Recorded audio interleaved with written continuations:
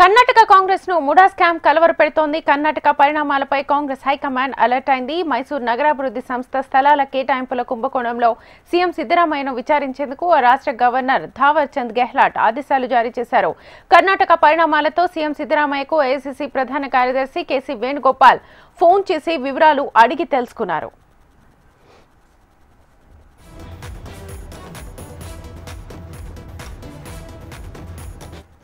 కర్ణాటకలో తాజా పరిస్థితుల నేపథ్యంలో ఏఐసీసీ చీఫ్ ఖర్గే బెంగళూరు బయలుదేరి వెళ్లారు. ఇవాళ సాయంత్రం కర్ణాటక కేబినెట్ అత్యవసరంగా భేటీ కానుంది. గవర్నర్ ఆదేశాలపై కేబినెట్ భేటీలో చర్చించే అవకాశం ఉంది. ముడా భూ కుంభకోణంలో సీఎం సిద్దరామయ్యపై ఆరోపణలున్నాయి. ఇందులో భాగంగానే ముఖ్యమంత్రి న్యాయ విచారణకు గవర్నర్ అనుమతినిచ్చారు. సిద్దరామయ్యపై గవర్నర్ విచారణకు ఆదేశించిన అంశం కర్ణాటకలో దుమారం రేపుతోంది.